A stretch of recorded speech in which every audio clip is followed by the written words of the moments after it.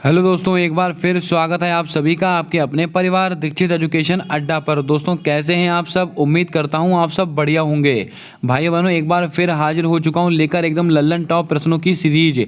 अगर आप दोस्तों SSC GD, SSC CGL, UP police constable कोई सा भी एक दिवसीय एग्जाम देने वाले हैं तो आप सभी के लिए क्लास अति महत्वपूर्ण साबित होगी। सारे सवालों को आपके सिलेबस के अकॉर्डिंग तैयार किया गया है। सारे सवालों को आप अपनी कॉपी के अंदर वन लाइनर नोट्स के रूप में नोट करते रहिएगा। 100% दोस्तों आपकी परीक्षा में यहाँ से सवाल आपको देखने को मिलने वाला है। आइए दोस्तों शुरू करते हैं आज की अपनी क्लास। दोस्तों आज का हमारा पहला सवाल कहता है कि वित्त वर्ष 2022-23 में राजकोषीय घाटे का अनुमान कितना है। बहुत ही महत्वपूर्ण सवाल है दोस्तों। आप एसएससी का परीक्षा का सवाल उठाकर देखिए, आपका बजट से सवाल 100% बनता है। दोस्तों वित्त वर्ष 2022-23 में राजकोषीय अनुमानित घाटा कितना है? 8.5%, 6.4%, 8.2% या 11.8%? क्या होगा आपका सही जवाब? जल्दी से बताएं दोस्तों। अति महत्वपूर्ण सवाल है आपकी परीक्षा को देखते हुए। भाइयों बहनों, आपको बता दें वित्त वर्ष 2022-23 में राजकोषीय अनुमानित घाटा कितना है तो आपको नोट करके रखना है। ये 6.4% है। आपका ऑप्शन नंबर बी बिल्कुल करेक्ट जवाब होगा। इस आंकड़े को आप रट डालिएगा। दोस्तों वित्त वर्ष 2022-23 में राजकोषीय घाटा कितना है? 6.4%। आइए दोस्तों कुछ बजट से संबंधित आपको जानकारी देते हैं। दोस्तों बजट का उल्लेख किसके अंदर है? अनुच्छेद 112 के अंदर बजट का उल्लेख है। और दोस्तों इस बार पहला डिजिटल बजट पेश किया गया था किसके द्वारा? निर्मला सीतारमण जी के द्वारा, जो कि हमारी वित्त मंत्री हैं। कौन है दोस्तों? वित्त मंत्री।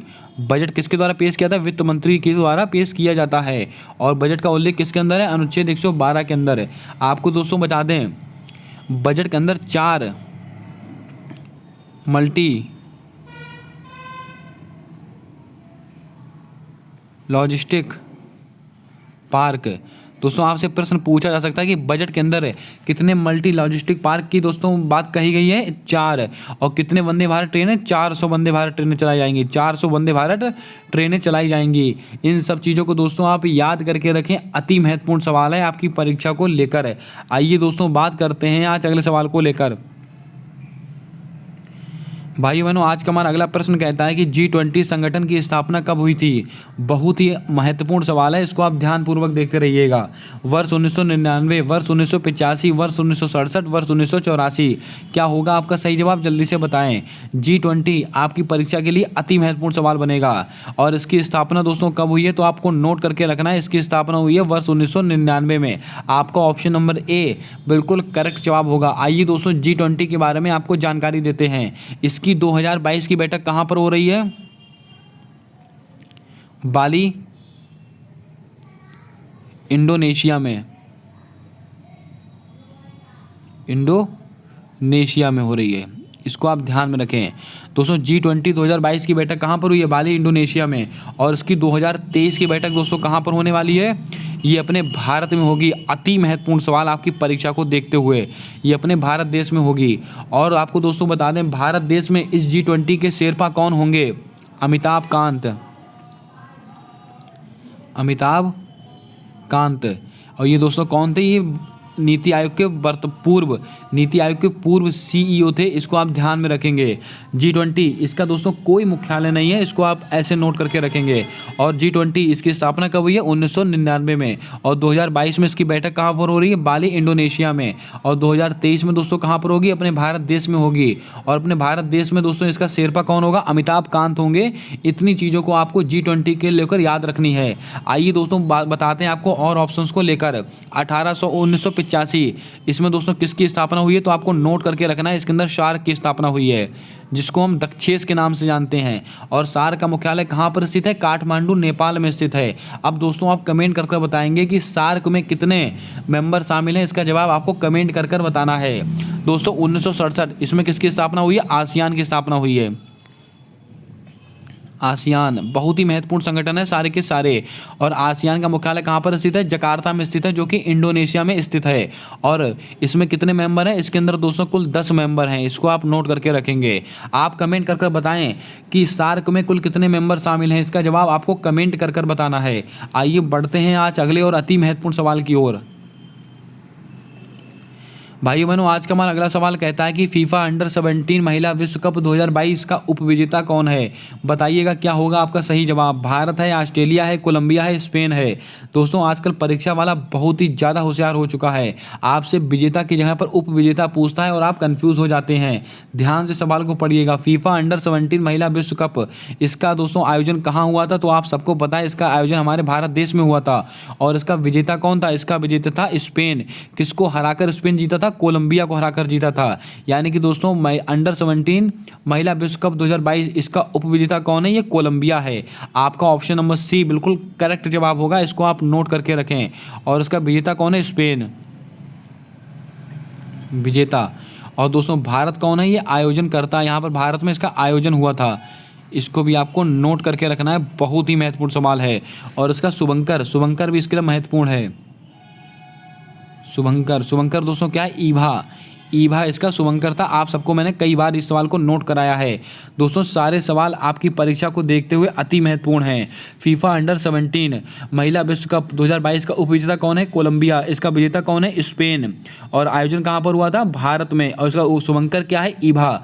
अब दोस्तों आप कमेंट कर बताएंगे कि निखत जरीन, इनका संबंध किस खेल से है। जल्दी से इसका जवाब आपको कमेंट कर बताना है। आइए दोस्तों बात करते हैं आज अगले सवाल को लेकर।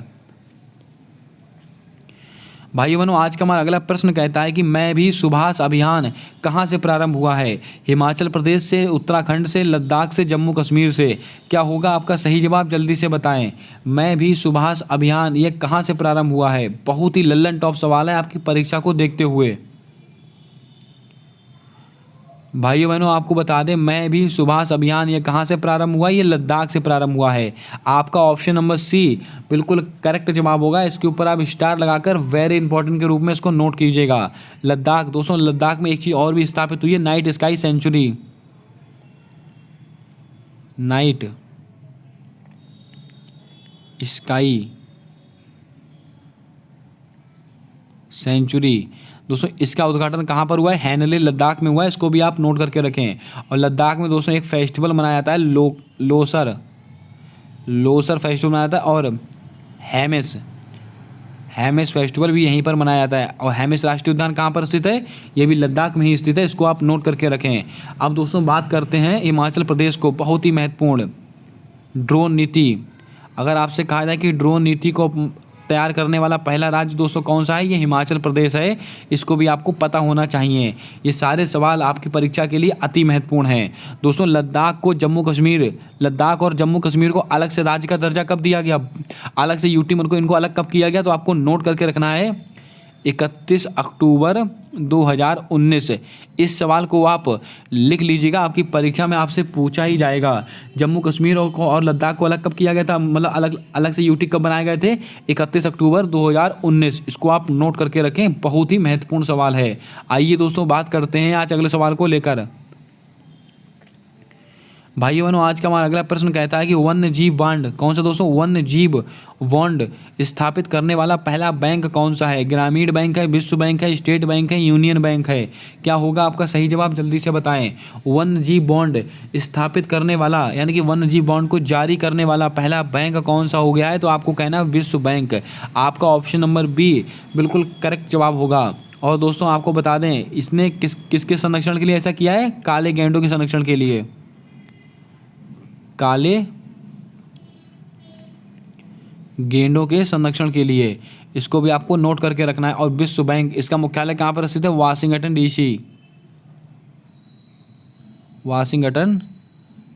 दोस्तों आपको पता है IMF और विश्व बैंक का मुख्यालय कहाँ पर स्थित है, वाशिंगटन डीसी। इनको आपस में जुड़वा बहनें कहा जाता है।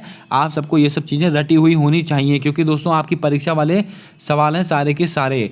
दोस्तों अगर आपको क्लास पसंद आ रही हो, सवाल पसंद आ रहे हो, तो जल्दी से वीडियो को लाइक कर दें और चैनल को सब्सक्राइब करके बेल वाला आइकन ध्यान से दबा दें, क्योंकि आने वाली सारी वीडियोज़ के अपडेट आप तक आसानी से पहुँचते रहें। सारी सवाल और ये सारा कंटेंट आपकी परीक्षा को ध्यान में रखते हुए बनाया गया है। आइए दोस्तों बढ़ते हैं आज अगले प्रश्न को लेकर। देश का पहला सौर ऊर्जा संचालित ग्राम कौन सा है, बुरहानपुर, मोडेरा, पुलमपारा, मंडला। क्या होगा आपका सही जवाब, जल्दी से बताएं। बहुत ही महत्वपूर्ण सवाल है, चारों ऑप्शंस आपकी परीक्षा में आपको नंबर देके जाएंगे 100%। दोस्तों देश का पहला सौर ऊर्जा संचालित ग्राम कौन सा बन चुका है, तो आपको कहना है मोढेरा ग्राम। आपका ऑप्शन नंबर बी बिल्कुल करेक्ट जवाब होगा। इसके ऊपर आप स्टार लगाकर इसको नोट कीजिएगा। अब आप कमेंट करके बताएंगे कि मोढेरा ग्राम कहाँ पर स्थित है, किस राज्य में स्थित है। इसका जवाब आपको कमेंट कर बताना है। आइए दोस्तों ऑप्शंस की ओर बात करते हैं। बुरहानपुर। अगर आपसे पूछा जाए भारत का पहला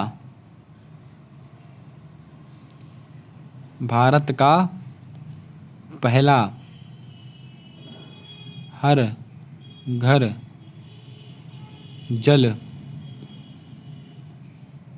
प्रमाणन वाला जिला कौन सा है, ये बुरहानपुर है। ये कहाँ पर स्थित है, ये मध्य प्रदेश में स्थित है। इसको भी आपको नोट करके रखना है।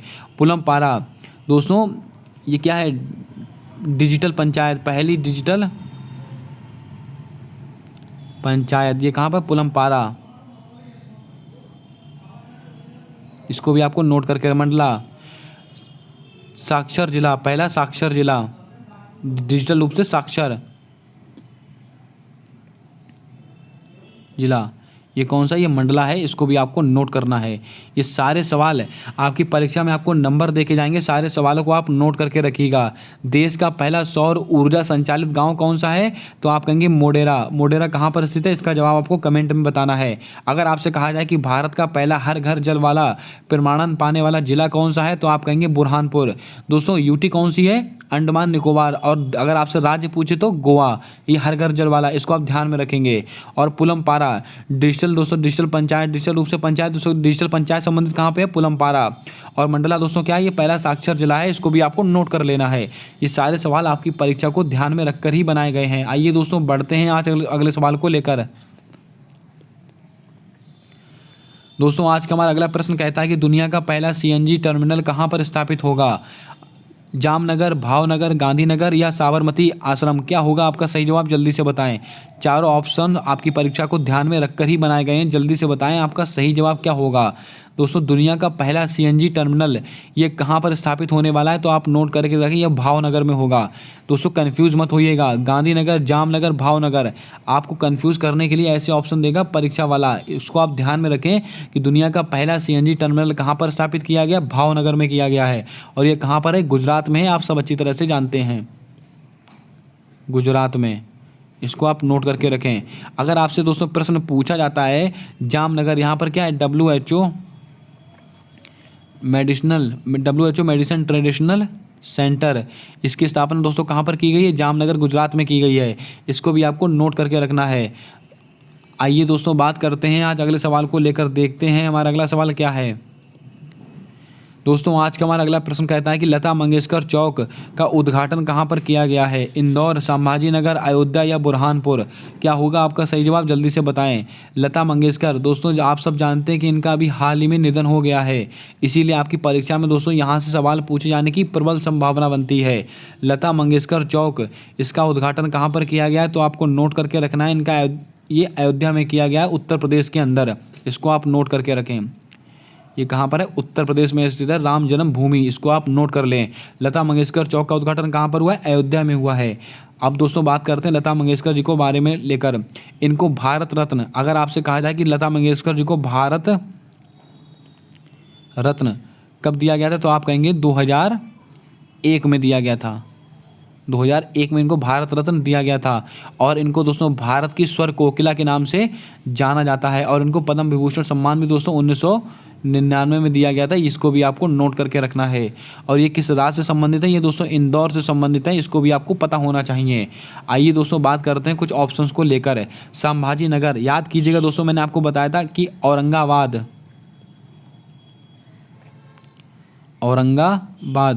औरंगाबाद का नया नाम दोस्तों बदलकर क्या कर दिया गया है, संभाजी नगर।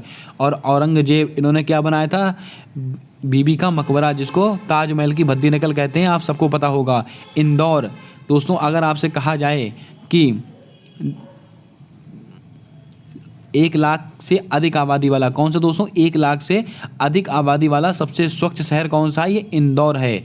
इसको आप नोट करके रखें। अगर आपसे प्रश्न में कहा जाता है कि 1 लाख से कम आबादी वाला सबसे स्वच्छ शहर कौन सा है, तो आप कहेंगे पंचगनी, महाराष्ट्र। इसको भी आपको ध्यान में रखना है। ये सारे सवाल बहुत ही महत्वपूर्ण हैं, इनको आप याद में रखें। और दोस्तों डिजिटल एड्रेस, ये दोस्तों कहाँ से संबंधित है, ये भी इंदौर से ही संबंधित है। इसको भी आप थोड़ा ध्यान में रखें। आइए बढ़ते हैं आज अगले सवाल को लेकर।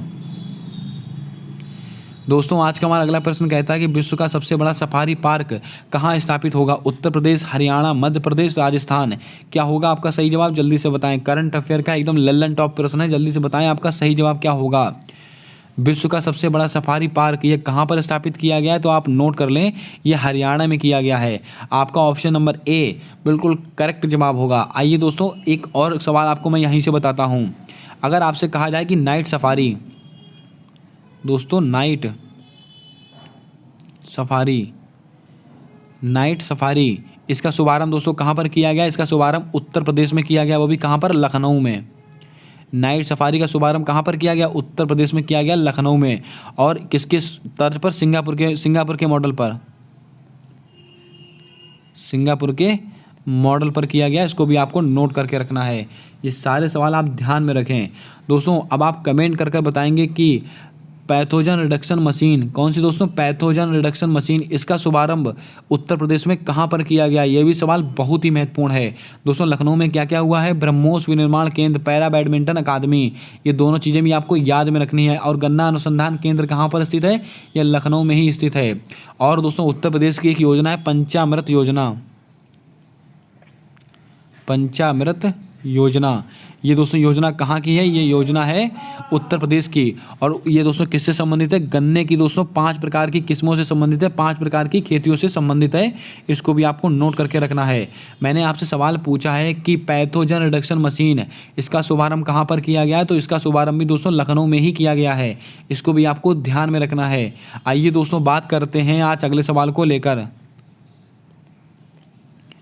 दोस्तों आज का हमारा अगला सवाल कहता है कि इंडिया डिक्रिमिनेशन रिपोर्ट 2022 किसने जारी की है। लगाइएगा स्टार, आपकी परीक्षा में आपको ये सवाल देखने को मिलने वाला है। इंडिया डिक्रिमिनेशन रिपोर्ट 2022 किसने जारी की है, संयुक्त राष्ट्र विकास कार्यक्रम, Oxfam India, reporter without border, या इनमें से कोई नहीं। क्या होगा आपका सही जवाब, जल्दी से बताएं। यहाँ पर 3 ऑप्शन दिए हैं, तीनों ऑप्शन बहुत ही महत्वपूर्ण हैं, तीनों के बारे में चर्चा करेंगे। इंडिया डिक्रिमिनेशन रिपोर्ट 2022 किसने जारी की है, तो आपको नोट करके रखना है, ये ऑक्सफैम इंडिया ने जारी की है। आपका ऑप्शन नंबर बी बिल्कुल करेक्ट जवाब होगा, इसको आप ध्यान में रखेंगे। आइए दोस्तों ऑप्शन की ओर बात करते हैं। संयुक्त राष्ट्र विकास कार्यक्रम यानी कि UNDP, ये दोस्तों कौन कौन सी संस्था जारी, ये क्या है, मानव विकास सूचकांक कार्यक्रम, इसको आप ध्यान में रखेंगे। अगर आपसे कहा जाए कि मानव विकास सूचकांक कौन जारी करता है, UNDP करता है। और मानव विकास सूचकांक में मानव विकास सूचकांक दोस्तों मानव विकास सूचकांक कौन जारी करता है, UNDP के द्वारा किया जाता है, यानी संयुक्त राष्ट्र विकास कार्यक्रम के द्वारा। और इसमें भारत की रैंक क्या है, 132 रैंक है अपने भारत देश की। इसको भी आपको नोट करके रखना है। और दोस्तों आपको बता दें लैंगिक समानता सूचकांक, ये भी कौन जारी करता है, ये भी दोस्तों संयुक्त राष्ट्र विकास कार्यक्रम के द्वारा की जाती है। और इसमें भारत की रैंक क्या है, 135। और हैप्पीनेस इंडेक्स में कितनी है, 136। अगर आपसे कहा जाए कि रिपोर्टर्स विदाउट बॉर्डर्स, ये दोस्तों क्या है, तो आपको नोट करके रखना है प्रेस फ्रीडम इंडेक्स,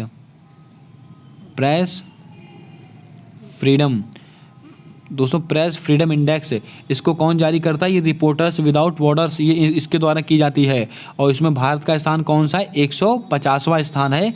इसको भी आपको नोट करके रखना है। अब दोस्तों आप कमेंट कर बताएंगे कि भारत का भुखमरी में कौन सा स्थान है, इसका जवाब आपको कमेंट कर बताना है। ये सवाल मैं कई बार आपको नोट करा चुका हूँ दोस्तों, यहाँ से सवाल बनने की प्रबल संभावना है, इसको बहुत ध्यानपूर्वक पढ़िएगा। आइए बात करते हैं आज अगले सवाल को लेकर।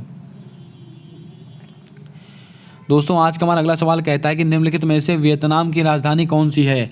काहिरा, हनोई, ओस्लो या नोम पे? क्या होगा आपका सही जवाब? जल्दी से बताएं। चारों राजधानियां आपकी परीक्षा में आपसे 100% पूछी ही जाने वाली हैं। जल्दी से बताएं आपका सही जवाब क्या होगा। निम्नलिखित में से वियतनाम की राजधानी कौन सी है? तो आप नोट करके रखें, इसकी राजधानी है हनोई।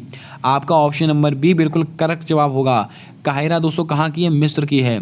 दोस्तों आप सब जानते हैं कि COP 27 यानी कि कॉन्फ्रेंस ऑफ पार्टीज़ की बैठक कहाँ पर हुई है? मिस्र में हुई है, इजिप्ट में। इसीलिए दोस्तों आपकी परीक्षा में आपसे इजिप्ट की राजधानी पूछी जा सकती कहाँ है? काहिरा। इसको आप नोट करके रखें। ओस्लो ये दोस्तों किसकी राजधानी? नॉर्वे। या SSC की इस परीक्षा में पूछा गया प्रश्न।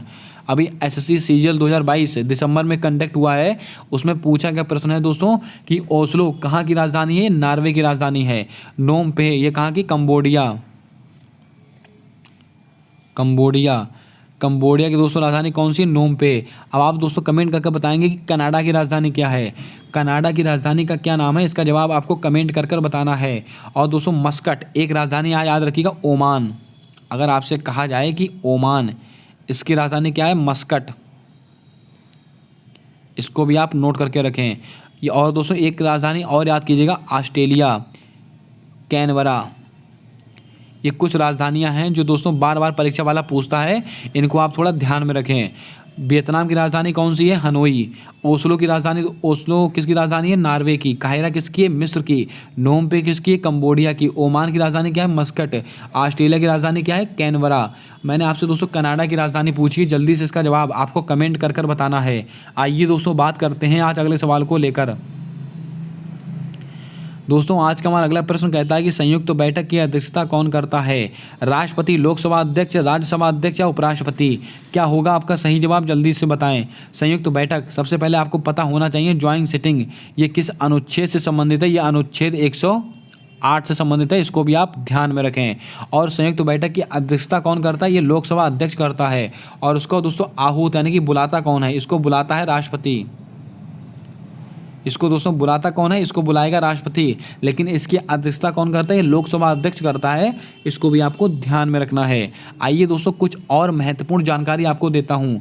यहाँ पर दोस्तों आप एक देख रहे हो राष्ट्रपति बनने के लिए कितनी आयु होनी चाहिए? तो आपको नोट करके रखनी है। राष्ट्रपति, अगर आपको राष्ट्रपति बनना है या राज्यपाल बनना है, अगर आपको राष्ट्रपति या राज्यपाल में से कुछ भी बनना है तो आपकी आयु न्यूनतम 35 वर्ष तो होनी ही चाहिए। अगर आपको लोकसभा का अध्यक्ष बनना है तो आपकी उम्र 25 वर्ष होनी चाहिए। और अगर आपको राज्यसभा का अध्यक्ष बनना है तो आपकी उम्र 30 वर्ष होनी चाहिए। अगर आपको प्रधानमंत्री बनना है तो भी आपकी उम्र दोस्तों कितनी होनी चाहिए? 25 वर्ष। इसको भी आपको नोट करके रखना है। अगर आप दोस्तों ग्राम पंचायत का चुनाव लड़ रहे हैं या दोस्तों प्रधानी का चुनाव लड़ रहे हैं तो आपकी उम्र कितनी होनी चाहिए? 21 वर्ष। और वोट डालने की उम्र तो दोस्तों 18 वर्ष है ही, आप सबको पता है। इन सारे सवालों को भी आप याद करके रखें। ये सवाल भी कई बार आपसे परीक्षाओं में पूछे गए सवाल हैं। आइए दोस्तों बात करते हैं आज अगले सवाल को लेकर। दोस्तों आज का हमारा अगला और मोस्ट फेवरेट सवाल है SSC का कि नागालैंड को अलग से राज्य का दर्जा कब दिया गया। यहाँ पर दोस्तों इस सवाल को लेने का उद्देश्य मेरा आपको सवाल बताना नहीं है, 4 नए सवाल बताना है। दोस्तों नागालैंड को अलग से राज्य का दर्जा कब दिया गया? 36वां संविधान संशोधन 1975, 13वां संविधान संशोधन 1962, 56वां संविधान संशोधन 1987, 73वां संविधान संशोधन 1992। क्या होगा आपका सही जवाब? जल्दी से बताएं। दोस्तों यहाँ पर पूरी डेट, पूरा सन मैंने आपको लिख कर दी है, इसको आप स्क्रीनशॉट लेकर रखें। नागालैंड को अलग से राज्य का दर्जा कब दिया गया था? तो आप नोट कर लें, ये 13वां संविधान संशोधन 1962 में दिया गया था। इसको आप नोट करके रखें। आइए दोस्तों ऑप्शंस को लेकर बात करते हैं। 36वां संविधान संशोधन, इसको ध्यान में रखिएगा, सिक्किम। अगर आपसे कहा जाए कि सिक्किम को अलग से राज्य का दर्जा कब दिया गया था, ये 36वें संविधान संशोधन के द्वारा दिया गया था, जो कि 1975 से संबंधित है। इनकी डेटें और दोस्तों संविधान संशोधन आप रट डालिएगा, आपकी परीक्षा में 100% आपसे यहाँ से सवाल पूछा जाएगा। 56वां संविधान संशोधन 1987, इसमें क्या हुआ था? गोवा को अलग से राज्य का दर्जा दिया गया था। गोवा को अलग से राज्य का दर्जा दिया गया था। अब गोवा दोस्तों किसका उपनिवेश था? ये पुर्तगाल का उपनिवेश था। और हमने 1961 में दोस्तों पुर्तगाल से गोवा को आज़ाद कराया था। और 56वें संविधान संशोधन 1987 के द्वारा गोवा को अलग से राज्य का दर्जा दिया गया था। इसको आप ध्यान में रखें। ये तीनों सवाल आपकी परीक्षा के लिए ब्रह्मास्त्र वाले सवाल हैं। दोस्तों बात करते हैं 73वां संविधान संशोधन। तो आप सबको पता है कि 1992 में इसका अधिनियम आया था। लागू कब हुआ था? 93 में दोस्तों ये लागू हुआ था। और किससे संबंधित है? पंचायती राज व्यवस्था से संबंधित है। अब दोस्तों आप कमेंट करके बताएं कि पंचायती राज दिवस कब सेलिब्रेट किया जाता है। इसका जवाब आपको कमेंट में बताना है। आइए दोस्तों बात करते हैं आज अगले सवाल को लेकर। दोस्तों आज का हमारा अगला सवाल है कि not just a night watchman किसकी पुस्तक है। बहुत ही महत्वपूर्ण सवाल है, इसके ऊपर आप वेरी इंपॉर्टेंट डाल के रखिएगा। गीतांजलि श्री, विनोद राय, हरीश मेहता या आलोक चक्रवाल। क्या होगा आपका सही जवाब? जल्दी से बताएं। चारों ऑप्शंस आपकी परीक्षा को लेकर अति महत्वपूर्ण हैं।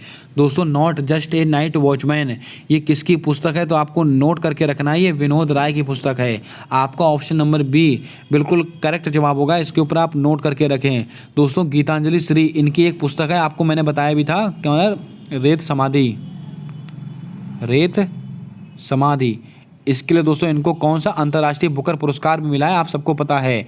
और इसका दोस्तों इंग्लिश ट्रांसलेशन किसने किया है? डेजी रॉकवेल ने किया है। इसको टॉम ऑफ सैंड भी कहा जाता है, इसको भी आपको नोट करके रखना है।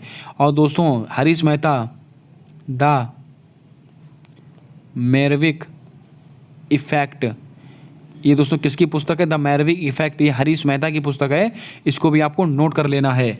दोस्तों not just a night watchman ये किसकी पुस्तक है? ये विनोद राय की पुस्तक है। गीतांजलि श्री की पुस्तक कौन सी है? रेत समाधि, टॉम ऑफ सैंड। इसका दोस्तों इंग्लिश ट्रांसलेशन किसने किया है? डेजी रॉकवेल ने। इसीलिए दोस्तों इनको अंतर्राष्ट्रीय बुकर पुरस्कार द्वारा सम्मानित किया गया है। और हरीश मेहता की कौन सी है? The Merwick effect. अब दोस्तों आप कमेंट करके बताएंगे कि आलोक चक्रवाल इनकी पुस्तक का क्या नाम है, जो अभी हाल ही में लॉन्च हुई है। अति महत्वपूर्ण सवाल है आपकी परीक्षा को लेकर, जल्दी से बताएं आपका सही जवाब क्या होगा। आइए दोस्तों बात करते हैं आज अगले सवाल को लेकर। दोस्तों आज का हमारा अगला सवाल कहता है कि खानवा का युद्ध किसके किसके मध्य हुआ था। लगाइएगा स्टार, आपकी परीक्षा वाला सवाल। दोस्तों ये ऐसे युद्ध हैं जो आपकी परीक्षाओं में आपसे बार बार पूछे जाते हैं।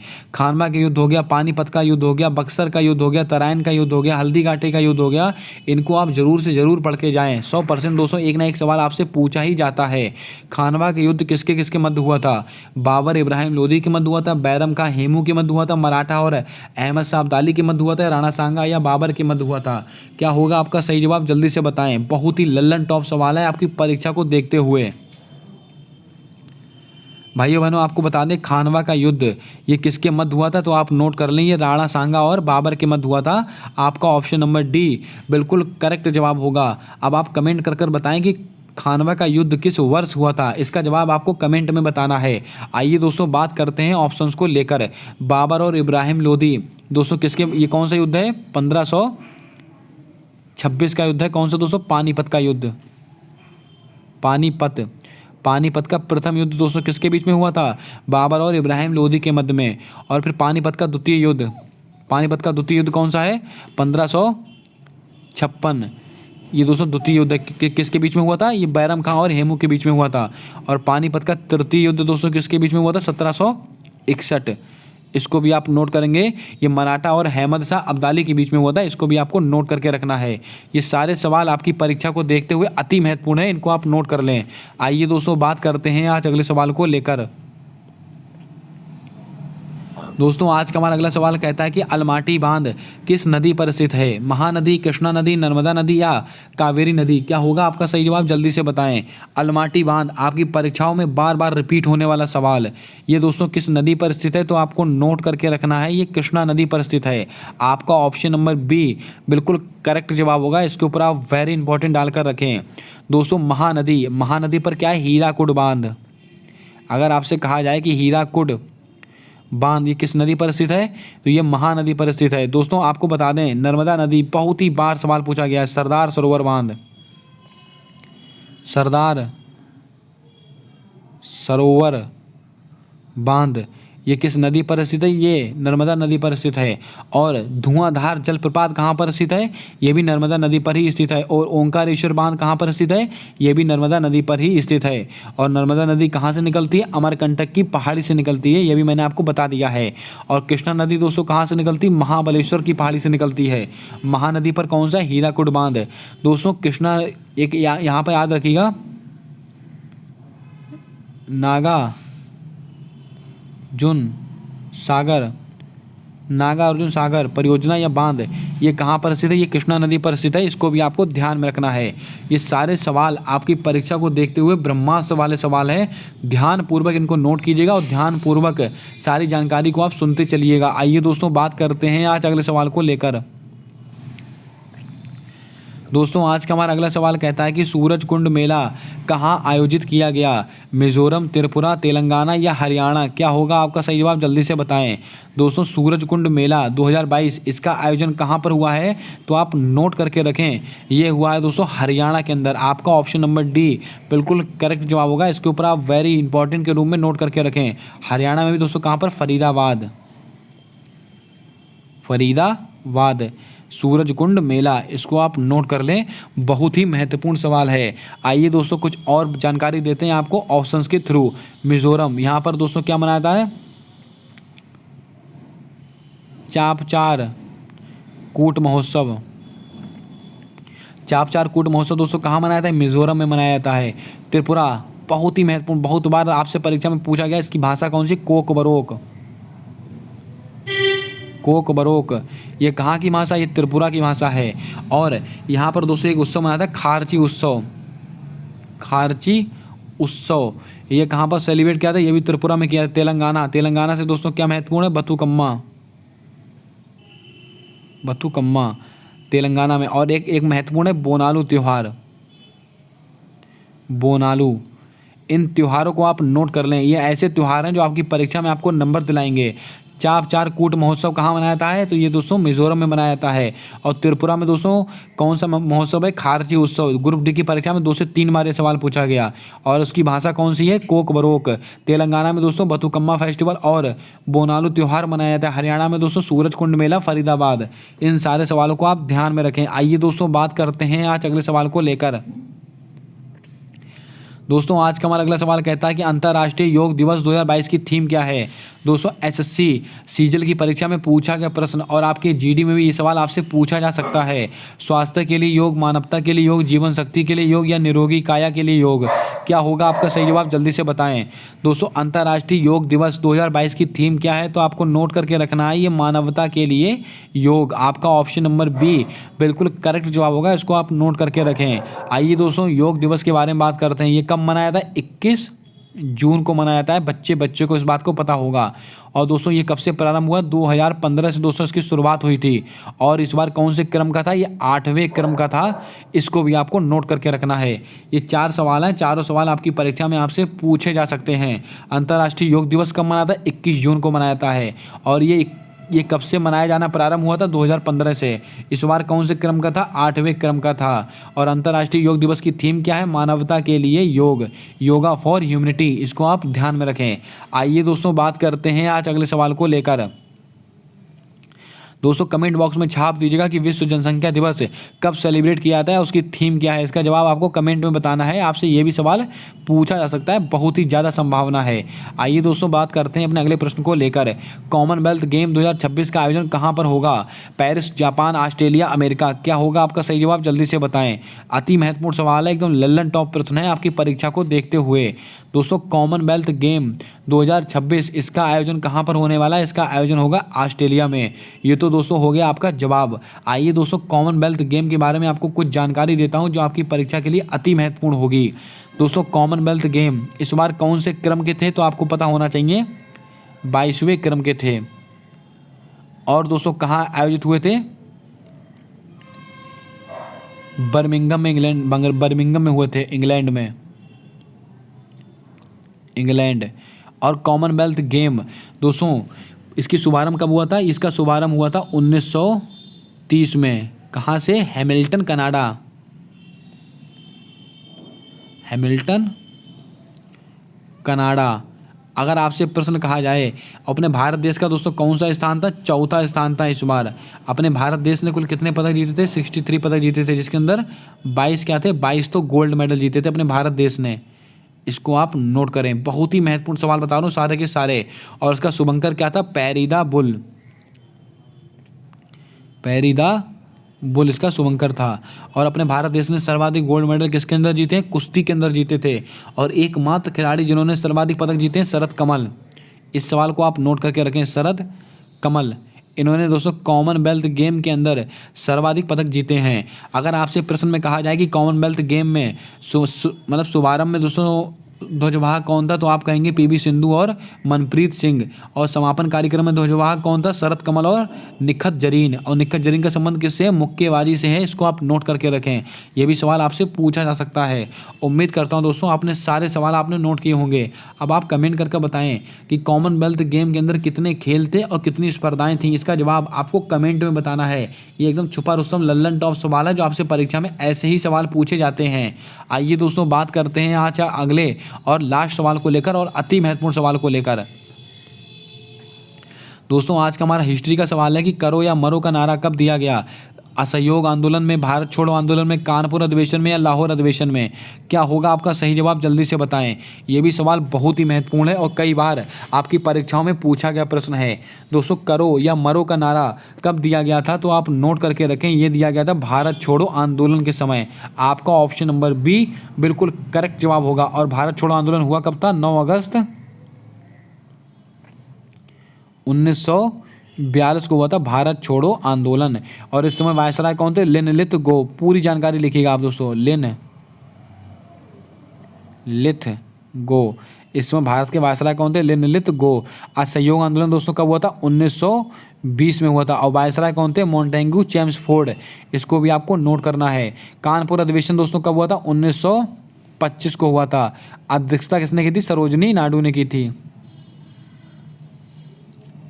सरोजनी नायडू ने की थी इसकी अध्यक्षता। इसको भी आपको नोट करके रखना है। लाहौर अधिवेशन कब हुआ था, 1929 में हुआ था।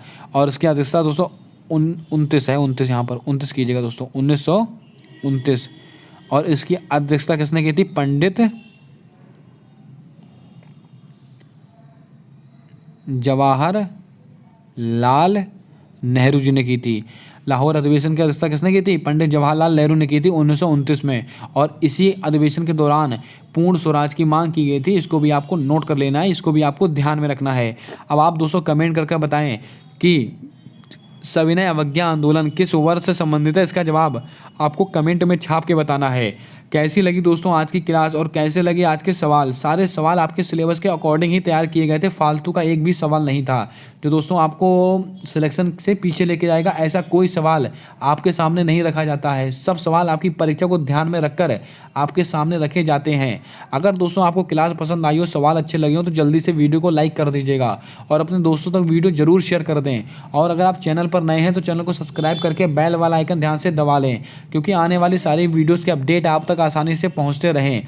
मिलते हैं आने वाली अगली वीडियो में, तब तक के लिए जय हिंद जय भारत दोस्तों। अपना सपोर्ट, अपना प्रेम हमारे यूट्यूब चैनल के साथ हमेशा यूं ही बनाकर रखें।